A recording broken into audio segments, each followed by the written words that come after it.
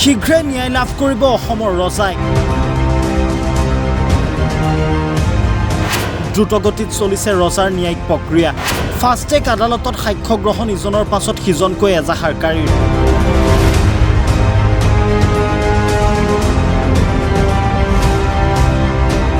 ৰজাৰ ন্যায়ৰ সাক্ষী দিবলৈ দূৰ দূৰণিৰ পৰা আহিছে সাক্ষী।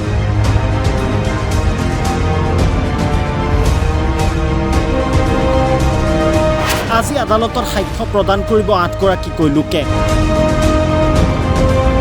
প্ৰাণৰ শিল্পী জুবিন গাৰ্গবিহীন সমগ্ৰ ৰাজ্যবাসীৰ 9টা মাহ। আজিও প্ৰাণৰ শিল্পীগৰাকীৰ ন্যায়ৰ অপেক্ষাত ৰাজ্যৰ 3,12,00,000 জনতা। 19 ছেপ্টেম্বৰ 2025 সমগ্ৰ ৰাজ্যবাসীৰ বাবে এটা চিৰস্মৰণীয় ক'লা দিন। সেই দিনটোতে ছিংগাপুৰৰ পৰা আহিছিল ৰাজ্যবাসীয়ে কাহানিও শুনিব নিবিচৰা এটা খবৰ, হাৰ্টথ্ৰব জুবিন গাৰ্গ আৰু নাই। প্ৰাণৰ শিল্পীগৰাকীৰ আকস্মিক বিয়োগত মৰ্মাহত হৈ পৰিছিল অসমৰ জনতা। আজি ৰজাবিহীন সাম্ৰাজ্যত প্ৰজাৰ 9টা মাহ। আজিও কাৰাগাৰৰ অন্ধকোঠৰীত আবদ্ধ জুবিন গাৰ্গ কাণ্ডৰ 7গৰাকীকৈ অভিযুক্ত ক্ৰমে শ্যামকানু মহন্ত, সিদ্ধাৰ্থ শৰ্মা, শেখৰজ্যোতি গোস্বামী, অমৃতপ্ৰভা মহন্ত, সন্দীপন গাৰ্গ, নন্দেশ্বৰ বৰা আৰু পৰেশ বৈশ্য। উল্লেখ কৰাৰ প্ৰয়োজন যে ইতিমধ্যে ঘটনাৰ 4গৰাকীকৈ মূল অভিযুক্ত ক্ৰমে শ্যামকানু মহন্ত, সিদ্ধাৰ্থ শৰ্মা, শেখৰজ্যোতি গোস্বামী, অমৃতপ্ৰভা মহন্তৰ বিৰুদ্ধে ৰুজু কৰা হৈছে হত্যাৰ গোচৰ। ইফালে ফাষ্টেগ আদালতৰ লগতে উচ্চতম ন্যায়ালয়ত জামিন আবেদন কৰি ভাগৰি পৰিছে সিদ্ধাৰ্থ শৰ্মা আৰু শ্যামকানু মহন্ত। উল্লেখনীয় যে আজি ফাষ্টেগ আদালতত 5ম দিনৰ বাবে সাক্ষ্য গ্ৰহণ অনুষ্ঠিত হৈছে। আজিৰ দিনটোত সাক্ষ্য গ্ৰহণ কৰা হ'ব প্ৰাঞ্জল বৰগোহাঁই, পৱন দত্ত, পংকজ বৰাৰ।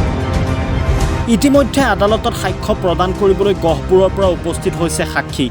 পংকজ বৰা, গহপুৰৰ পৰা আহিছোঁ, বিশ্বনাথ ডিষ্ট্ৰিক্ট। এজাহাৰ দিছিলোঁ, হয়। আজি মাতিছে, হয়। এজাহাৰখনত মানে আপোনাৰ আমাৰ যিটো প্ৰাণৰ শিল্পী জুবিন দা, তেখেতৰ মৃত্যু 19 তাৰিখে হৈ গৈছিলে ছেপ্টেম্বৰ। আমি 21 তাৰিখত এখন গহপুৰ থানাত আমি এখন এজাহাৰ দিছিলোঁ। এজাহাৰখনত আমি লিখিছিলোঁ সিদ্ধাৰ্থ শৰ্মা আৰু শ্যামকানু মহন্তৰ ষড়যন্ত্ৰত আমাৰ মৰমৰ শিল্পীগৰাকী আমাৰ মাজত আমি হেৰুৱাই পেলালোঁ। সেইকাৰণে আমাৰ এটা উচিত তদন্তৰ কাৰণে আমি এখন এজাহাৰ দিছিলোঁ। গতিকে আমি ন্যায়ালয়ৰ ওচৰত আশা কৰিম, আজি আমাৰ সাক্ষীৰ কাৰণে আমাক মাতিছে, গতিকে আমি আশা কৰিম যে আমাৰ প্ৰাণৰ শিল্পীক কেনেকৈ আমি ন্যায় প্ৰদান কৰিব পাৰোঁ, তাৰ বাবে আমি যিমানখিনি যি কৰিবলগীয়া আছে আমি কৰিম ভিতৰত। SITত নাই, SITত যোৱা নাই। SITৰ পৰা মেছেজ আহিছিলে, তাৰপৰা মেছেজৰ ৰিপ্লাই দিয়া হৈছে SITত। ইমান সন্তুষ্ট নহয় যিমানখিনি খৰকটীয়া হ'ব লাগিছিলে। মানে মাজতে আপোনাৰ ফাষ্টেগ কোড দিয়া নাছিলে ফাৰ্ষ্টত, প্ৰথম অৱস্থাত। এতিয়া দিছে, আমি দিয়াৰ কাৰণে আমাৰ ভাল লাগিছে ফাষ্টেগ কোৰ্টত যে বিচাৰটো আৰম্ভ হৈছে। আৰু আপোনাৰ ফাষ্টেগ কোৰ্টত আমি এটাই আশা কৰিম যে বিচাৰ প্ৰক্ৰিয়াটো সোনকালে, অতি সোনকালে শেষ হওক আৰু জুবিন দাই ন্যায় পাওক।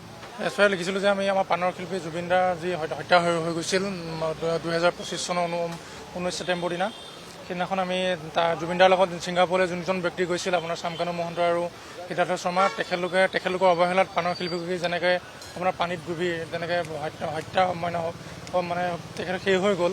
সেই হত্যাকাণ্ডৰ লগত এই দুজন ব্যক্তিৰ মানে জড়িত আছিল আৰু সেই জড়িত হোৱা ব্যক্তিজনৰ ওপৰত আমি গহপুৰ থানাত এখন এজাহাৰ দিছিলোঁ। আৰু আমাৰ মেইন কথাটো হ'ল, মূল দাবী হ'ল এই দুজন ব্যক্তি সোনকালে মানে ফাঁচি হ'ব লাগে আৰু জুবিন দাৰ ন্যায় প্ৰক্ৰিয়া সোনকালে শেষ হ'ব লাগে। আৰু অসমৰ ৰাইজে যিটো প্ৰক্ৰিয়া সফল এটা যোনটো জুবিন গাৰ্গ ন্যায় প্ৰক্ৰিয়া যোনটো বিচাৰি আছে, সেইটো সফলভাৱে সোনকালে আদালতে যেন এইটো নিষ্পত্তি কৰে। SITক আমাৰ মেছেজ আহিছিলে, SITত সম্পূৰ্ণ মেছেজৰ আমি ৰিপ্লাই দিয়া হৈছে।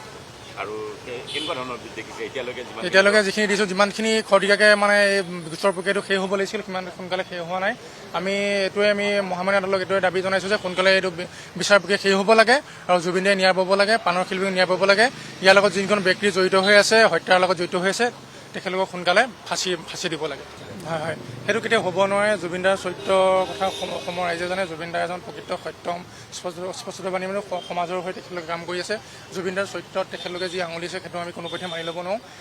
আচলতে জুবিন দাৰ চৰিত্ৰ তেখেতলোকে নিজেই মানে চৰিত্ৰৰ বিপৰীতে যোৱা এজন ব্যক্তি। তেখেতলোক হ'ল সমাজৰ দুৰ্নীতি ভ্ৰষ্টাচাৰৰ ব্যক্তি। গতিকে জুবিন দাৰ চৰিত্ৰ লৈ তেখেতলোকে কোৱা কোনো যুক্তি নাই। তেখেতলোকেহে সমাজৰ মানে চৰিত্ৰহীন ব্যক্তি। এতিয়া প্ৰশ্ন হয়, কেতিয়া ন্যায় লাভ কৰিব অসমবাসী, ৰাইজ তথা জুবিন গাৰ্গৰ পৰিয়ালে, আৰু কিমান দিন কৰিব লাগিব অপেক্ষা? জামিন লাভ কৰিব নেকি 5গৰাকীকৈ অভিযুক্তই? সেয়া সময়ত হ'ব লক্ষণীয়।